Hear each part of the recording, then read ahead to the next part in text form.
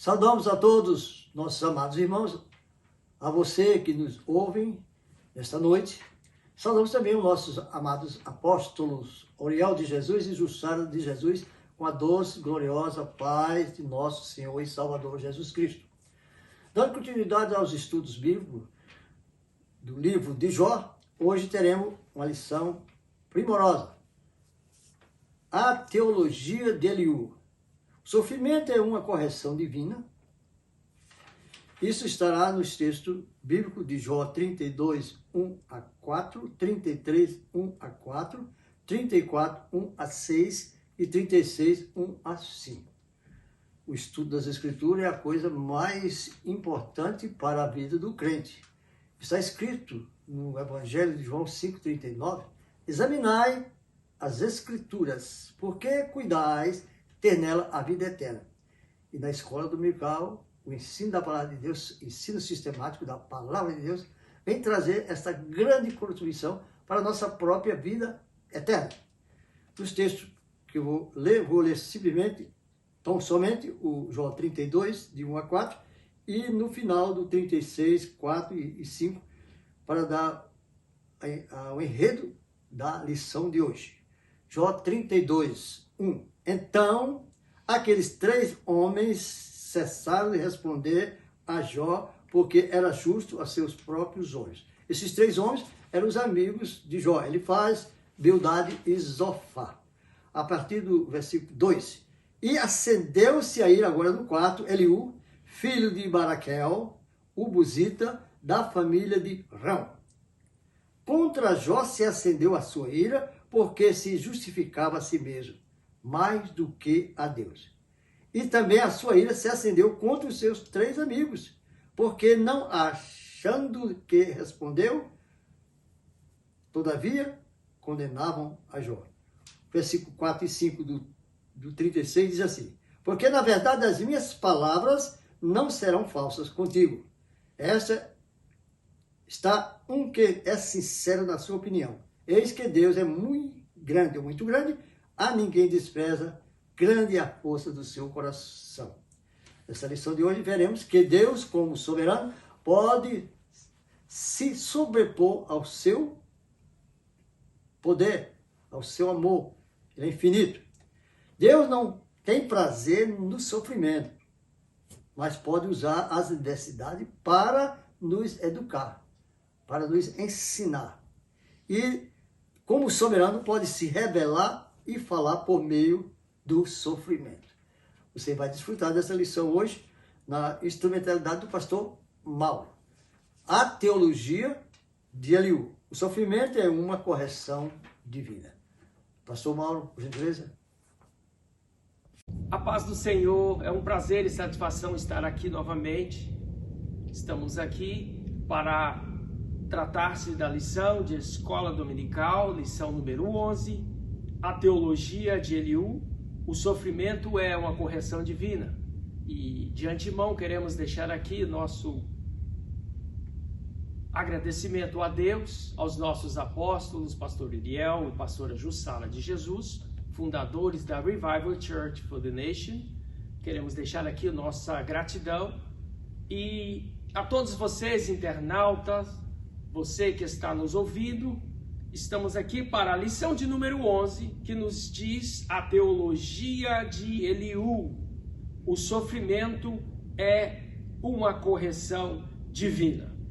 Ponto número 1 nos diz assim: o sofrimento como uma forma de revelar Deus. Então, vamos aqui através do subtópico 1, que nos diz que Deus é soberano. Então, Eliú foi o mais novo. Eliú foi o mais novo a falar. Então, ele traz essa teologia, ele traz essa ideia de correção divina, essa ideia de teologia da pedagogia. Então, nem tudo o que Eliú disse nós podemos ver aqui que foi verdade. Então, ele dizia que Jó era culpado, que merecia passar por isso tudo, mas na realidade Jó estava sendo provado por Deus. Então, todos os amigos estavam redondamente enganados.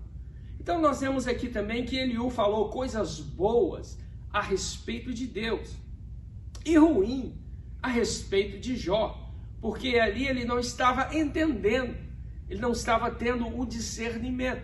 Nós podemos ver que Eliú estava estereotipizando, estava olhando mais o exterior do que o interior. Então Eliú acertou sobre Deus e errou sobre Jó. Então, isso é, amados, o Velho Testamento, porque a graça ainda não havia sido descortinada. Então, nós não devemos confundir antes de Cristo e o depois de Cristo. Então, podemos ver que hoje as pessoas atribuem a Deus tudo o que está passando. Então, muito cuidado com essas coisas, porque nós vemos aqui que sofrimento é uma coisa que acontece com todos. Nos diz o poeta anônimo que aquele que esteve nesta terra e não sofreu, nunca viveu. Então o sofrimento, ele está no mundo. Então Deus não mandou o sofrimento para as pessoas. Agora, Ele te ajuda no sofrimento, Ele te vê no sofrimento. Então Deus é um Deus que tem coisas boas para nós. Então nós vemos aqui que Deus, no subtópico 1, Deus, ele é um Deus soberano. Então Deus soberano, o que é soberania? Então soberania é um ato de alguém governar sem questionar, sem ser questionado. Então isso traz uma afirmação, isso traz uma ideia, então, que Deus, ele é soberano. E nos diz a Bíblia que, capítulo 33 e verso 14, que diz que antes Deus fala uma e duas vezes, porém ninguém atenta a isso, em sonho ou em visão de noite, quando cai o sono profundo sobre os homens e adormecem na cama. Então nós vemos que aqui nos fala que Deus fala de várias maneiras, Deus fala de vários modos. Aqui nos dá a ideia de uma repetição, é como algo poético. Aqui já se torna uma poesia. Então Deus fala tocando, Deus fala de todas as maneiras, de todos os jeitos, buscando alguém para que possa entender o que Deus está querendo falar. Então aqui não somente Deus quer falar à noite. Então essa ideia está inserida aqui, uma ideia de estado, uma ideia de cultura, que quando ao adormecer no profundo sono, então foi um equívoco de Eliú. Então ele neste ponto ele equivocou, porque Deus fala todo o tempo, Deus fala toda hora, e neste momento aqui Deus está falando, Ele está contigo no teu sofrimento, Ele está te vendo, Ele tem uma mão amiga para você. Subtópico 2, o orgulho do homem priva-o de Deus. Então, por que Deus fala? Primeira coisa que Deus fala é para livrar o homem do orgulho, é para livrar o homem da altivez. Martinho Lutero, ele disse uma palavra assim: o orgulho transformou anjos em demônios. Então, o orgulho, ele pode nos privar de ouvir a voz de Deus. Então, Eliú acusa Jó de orgulho. Mas olha só, mas no capítulo 1, é Deus que dá testemunho de Jó, que ele era justo, ele era íntegro e ele desviava-se do mal. Essa palavra desviar do mal significa que ele tinha um alvo, Scopus. Subtópico 3, ainda no tópico 1, que nos diz assim: o mistério da redenção. Então, Deus usa a enfermidade para falar conosco? Olha, partindo de um princípio, no livro de Hebreus, no capítulo 1, a palavra de Deus nos diz que Deus falou com os pais, falou com os profetas, e a nós, nesses últimos dias, nos falou com o Filho. Então, Jesus é revelado através da Bíblia Sagrada. Então, partindo desse pressuposto, do livro de Hebreus, Deus fala através do Filho. Então, onde nós vamos encontrar esta revelação do Filho de Deus? É nas Escrituras Sagradas. Então, a Bíblia, ela é inspirada. A Bíblia é onde Jesus se revela através da Bíblia para nós. Então, não existe uma revelação de Cristo fora das Escrituras. Por quê? A fé, ela vem pelo ouvir e o ouvir pela a palavra de Deus. Então, Deus não usa a enfermidade para falar conosco. Ele usa a sua palavra. Aqui está a pedagogia de Deus, porque ela é a Bíblia Sagrada. Então, a palavra de Deus nos diz, aquele que semeia, semeia a palavra. Então, o semeador saiu a semear a palavra. Então, é a palavra de Deus que te instrui, é a palavra de Deus que te corrige, é a palavra de Deus que há sinais, é a palavra de Deus que produz cura. Então, é a palavra de Deus que é a nossa bússola para chegar no céu. Então, Deus, ele fala através da sua palavra e não através da enfermidade, porque a enfermidade, ela vai te conduzir a saber que existe um Deus da palavra que fala conosco. A palavra, ela é um viés para conectar você com o Criador. Tópico 2, o sofrimento como meio de revelar a justiça e a soberania de Deus. Então, nós vemos aqui que Deus, ele é um Deus todo-poderoso. Nós vemos aqui no livro de Jó, capítulo 34, a partir do verso 10, que Deus é um Deus todo-poderoso. Então, Eliú está atribuindo tudo isso. Mas ele diz uma coisa, e nesse atribuimento, nessa atribuição, nos dá a entender que tudo conforme você faz, se você faz o bem, Deus te dá o bem. Se você faz o mal, Deus te dá o mal. Então, Eliú traz uma verdade, mas Eliú está esquecendo da verdade da graça, da verdade da misericórdia. Então, irmãos, porque misericórdia significa ser tratado de uma forma que não merecemos. E graça significa a favor e merecido. Então, são duas palavras que andam entrelaçadas uma com a outra. E Eliú, ele esqueceu desses princípios. Deus não nos trata conforme nós merecemos. Ele trata nós, na maioria das vezes, da forma que não merecemos. Isto é a graça de Deus. A Bíblia nos diz que a graça de Deus, ela se foi manifestada ao mundo, trazendo salvação a todos os homens. Então, irmãos, nós vemos aqui então que é a justiça de Deus demonstrada. Ela então está embutida então na misericórdia, na graça de Deus. Subtópico ainda do tópico 2, que é o caráter justo de Deus. Hoje vivemos de uma geração que prima mais para o carisma do que o caráter. Caráter, o que é caráter?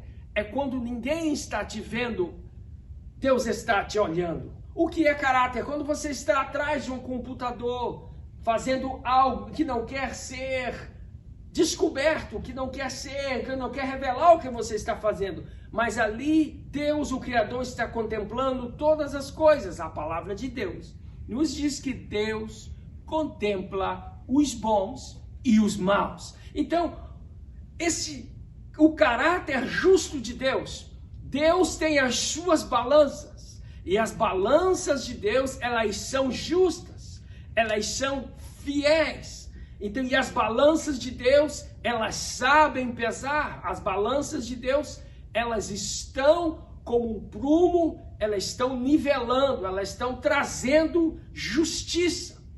Elas estão trazendo justiça. Então, eu quero deixar 4 pontos. E nesse 4 pontos do caráter justo de Deus, é que Deus sabe pagar a altura. Ele sabe pagar muito bem.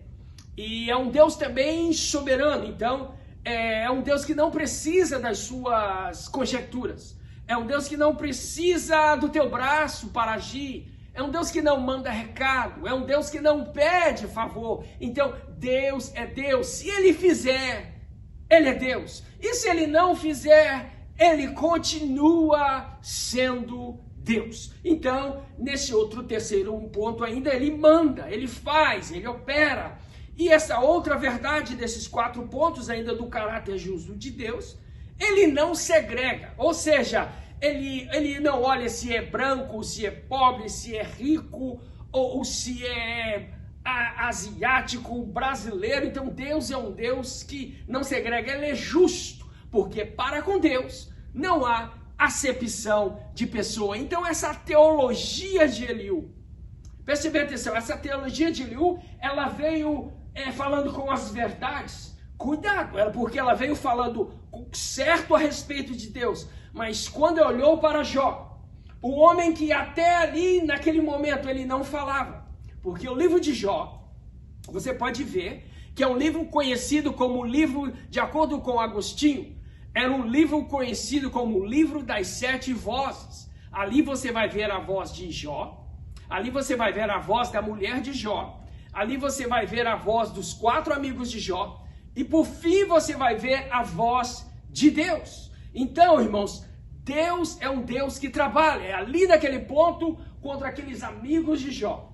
Levantaram-se e foram ao encontro de um homem que estava numa cova. Nos diz a história que Jó deveria sempre dormir debaixo de uma cama de cal para as aves de rapina não atingir aonde que Jó estava localizado. Aquilo ali amenizava o cheiro, porque o odor era muito forte, e atingia um nível de 800 metros, um raio de 800 metros. Então era um homem que já estava todo carcomido, um homem que já não falava. Eles pensavam que Jó, durante 7 dias, Jó não estava falando. Eles pensavam até que Jó estava morto. Mas o homem, como é provado por Deus, não importa a situação, não importa o sofrimento. Primeira coisa, é Deus que está contigo no teu barco. É Deus que está contigo na tua vida. É Deus que está contigo no teu sofrimento. E Ele te vê. Deus, essa situação, Deus tem para você uma solução. Deus tem algo para você. Então, o caráter justo de Deus. Deus vê todas as coisas. Tópico 3, o sofrimento como um instrumento pedagógico de Deus. Aqui nós vemos no subtópico 1, o caráter pedagógico do sofrimento. Então, todo sofrimento, ele traz lições. Então, Eliú aqui, ele trouxe algo novo. Então, seus amigos que antecederam a Eliú, eles tiveram a ideia que Jó pecou. E essa ideia era que Jó estava pagando um preço. Então, Jó pecou e essas lições, e trouxe lições por causa do seu pecado. Então Eliú, ele trouxe essa ideia. Olha, todo pecado agora, você está pagando o preço, mas agora tenha aqui, Jó, que você tem que voltar para Deus. Então Eliú aplica uma verdade certa para a pessoa errada, porque é Deus que estava dando testemunho de Jó. Jó não tinha pecado, Jó estava sendo provado. Cuidado quando você for falar de alguém, cuidado, porque a pessoa pode estar passando por um problema, por um período de provação. Então cuidado o que você fala. Então diga-me o que tu falas e eu vou dizer o que tu és. Há um pronome, há um provérbio muito conhecido. Então Jó, ele estava passando num período de provação. Então, Eliú trouxe essa ideia. Então, o princípio verdadeiro que Eliú traz, que permeia na Bíblia, então, é que Jó estava em provação, mas era Deus que estava cuidando da vida de Jó. Então, o sofrimento é algo que nos traz lição, porque o sofrimento aqui ele traz um caráter de fazer um techuvá. Então, techuvá é uma palavra que, se você está sendo provado, techuvá é se você está passando por um período difícil, techuvá é se você está desviado. A palavra techuvá é para você voltar ao eterno. Então, techuvá é alguém que peca, alguém que volta para os seus próprios caminhos, é alguém que precisa de uma reconciliação. Então, o sofrimento é algo pedagógico. Mas o caso aqui é Jó, que estava passando por um período de sofrimento, mas era um período de provação, porque Deus tem algo bom para nós. Toda luta, todo sofrimento é sinônimo de uma grande vitória. Então fica firme, sempre constante, abundante na casa de Deus, cooperando, porque Deus tem o melhor para você. Tópico 2, adorando a Deus na tormenta. Então, o que é adoração e o que é murmuração? Adoração, ela não tem lugar para o mundo. Adoração é viver uma vida voltada para Deus. E se você tem um tempo para Deus, você não perde o tempo, o seu tempo. Então, todo aquele que não tem tempo para Deus, ele perde seu tempo. Então, o que é murmuração? Murmuração é a ingratidão. O que é murmuração? Se importa simplesmente com o que está acontecendo. O que é murmuração? Não olha os benefícios que acontecem, olha só o momento. E para concluir, eu quero deixar para você uma coisa. Não permita que um momento temporário defina a sua história. Porque Deus trabalha com princípios. Deus não trabalha com momentos. Deus trabalha com princípios. Deus trabalha com história. Então você precisa levar uma vida independente do estado que você se encontra. Você precisa saber de uma coisa: Deus está buscando adoradores que o adorem em espírito e em verdade. E para finalizar essa conclusão, Deus está buscando amigos. A palavra de Deus nos diz que há amigos mais chegados, há um amigo mais chegado do que um irmão.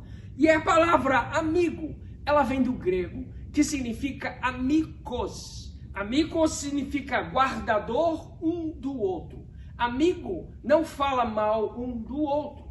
Amigo protege um ao outro. Então eu deixo aqui esse lembrete para você. Em tempo de sofrimento, vamos ser mais amigos. Vamos ser mais crentes. Vamos ser mais diligentes. Porque amigo, lembra-se de Caim, quando aconteceu aquele fato com Abel, e Deus, ele levou essa palavra. Deus o perguntou: Caim, onde encontra o seu irmão Abel? Ele disse assim: sou eu, por acaso, um guardador do meu irmão? Porque essa é a palavra, ideia de amigo. Então vamos ser amigos, para sermos irmãos, para sermos campeões aqui nessa terra. Então eu gostaria de orar por você.